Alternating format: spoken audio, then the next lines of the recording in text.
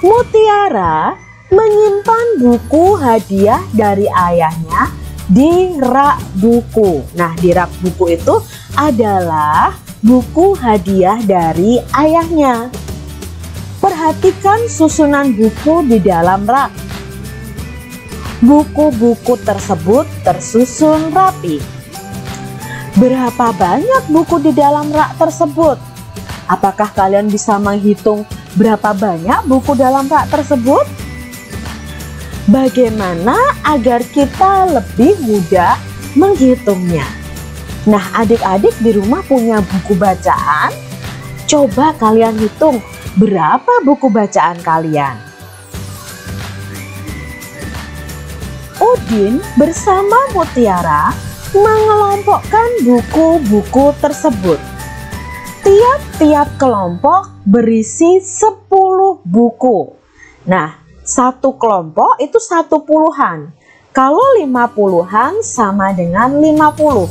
Jadi satu kelompok itu isinya 10 buku atau 1 puluhan. Kalau ada 5 tumpuk buku, maka akan ada 50. Nah, di sini Kak Citra punya 50 buku yang Mutiara dan Udin susun. Satu susunan itu jumlahnya 10. Kalau 5 susunan buku, maka jumlahnya 50. Nah, ini jumlah buku Mutiara. Ada 50. Lalu ditambah lagi ada susunan yang jumlahnya hanya 7. Maka banyak bukunya ada 50 ditambah 7 sama dengan 57. Jadi banyak bukunya ada 57. Perhatikan berikutnya. Tumpukan bukunya di sini ada 7 adik-adik. Ingat, satu tumpukan begini isinya ada 10. Karena ada 7 tumpukan, maka jumlah buku di sini ada 70. Lalu ada tumpukan lagi yang isinya hanya 7. Maka jika dijumlahkan keduanya ini, jumlah keseluruhan buku adalah 70-an itu sama dengan 70. Ditambah 7, maka banyak bukunya ada 77. Sekarang perhatikan kembali buku-buku di dalam rak. Buku-buku dalam rak dapat dikelompokkan sebagai berikut. Ini Kak Citra menyusunnya menjadi 10 kelompok. Satu kelompok buku itu isinya 10. Maka kalau 10 kelompok buku, maka jumlahnya ada 100. Dari mana Kak Citra 100? Yuk kita coba jumlahkan. Ini 10. Ditambah 10, 20. Ditambah 10 lagi, 30. Ditambah 10 lagi, 40. Tambah 10 lagi, 50. Tambah 10, 60. Tambah 10, 70. Tambah 10, 80. Tambah 10 lagi, 90.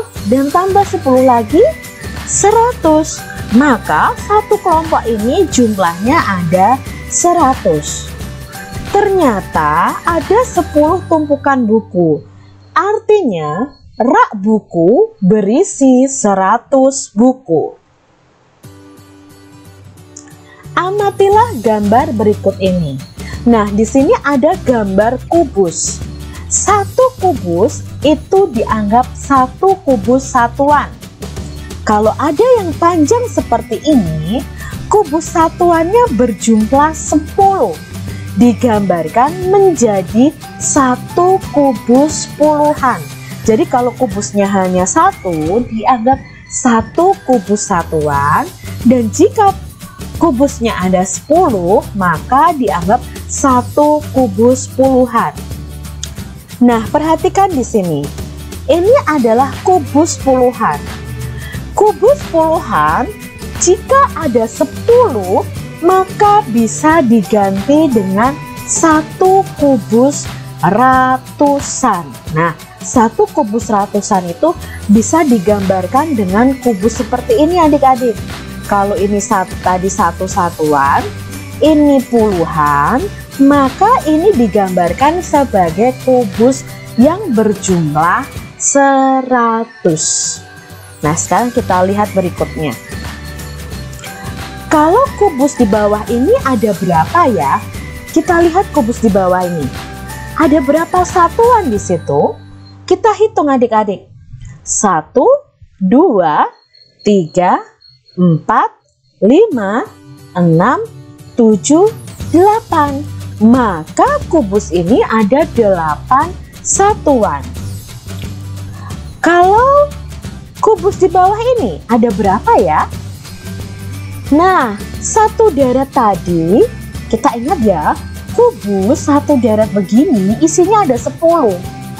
Kita hitung 1, 2, 3, 4, 5, 6, 7, 8, 9, 10.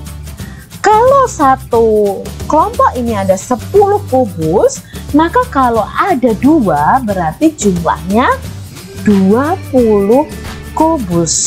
Nah, sekarang kalau gambar yang ini, kubus ini adalah kubus ratusan. Kalau ada 1 berarti jumlahnya 100. Sekarang kalau ada 2, maka jumlahnya, ya kalau ada 2 berarti jumlah kubus ini adalah 200. Yuk kita ke latihan supaya kalian lebih memahami. Jadi kalau ada 1 kubus ratusan, maka nilainya ada 100. Lalu di sini ada 3 kubus puluhan, maka nilainya 30. Di sini ada 8 kubus satuan, maka nilainya adalah 8. Jika digabungkan, banyaknya kubus ada 138. Maka menulisnya seperti ini, 138. Tetapi cara membacanya 138. Jadi cara membacanya 138. Kita akan belajar membaca bilangan. Kak Citra punya bilangan ini 145. Nah, kita biasanya baca 145. Itu salah adik-adik. Cara membacanya, angka 1 di sini menempati ratusan. Angka 4 menempati puluhan. Angka 5 menempati satuan.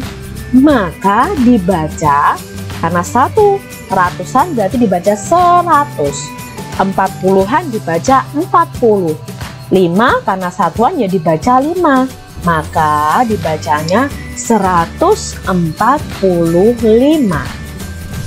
Berikutnya ya, di sini ada angka 205. Apakah seperti itu membacanya? Tidak adik-adik. Angka berapa yang menempati ratusan? Ya, angka 2. Lalu puluhannya, adakah puluhannya? Puluhannya angka 0 di situ. Lalu satuannya angka 5. Lalu bagaimana cara membacanya, Kak? Cara membacanya seperti ini. 205. Karena di sini puluhannya 0, maka tidak dibaca begini. 205. Tidak adik-adik, tapi 205. Berikutnya 350. Dibaca ratusannya 3, puluhannya 5, satuannya 0. Maka kita membacanya 350. Bukan 350 0, karena satuannya 0, bukan seperti itu. Cukup kita baca 350. Sekarang kita belajar kebalikannya, yaitu menulis bilangannya. Ya, sekarang kita menulis bilangannya. Ada angka di sini 200. Maaf, ada bilangan 200. Maka ditulisnya kalau 200 berarti ada 3 angka. 2 kita tempatkan di depan sendiri. Ratus berarti nolnya ada 2. Berarti kalau 200, cara menulisnya seperti ini adik-adik. Kita ke soal berikutnya. 503. Maka ditulisnya 500 pasti di awal. Apakah ada puluhannya? Tidak ada, maka nanti puluhannya kita ganti dengan angka 0. 3 itu adalah satuan, maka letaknya paling belakang. Maka 503 itu penulisannya seperti ini. Berikutnya 452. Ratusannya ada berapa? 4. Puluhannya 5, satuannya 2, maka penulisan bilangannya 452 dibaca 452. Mudah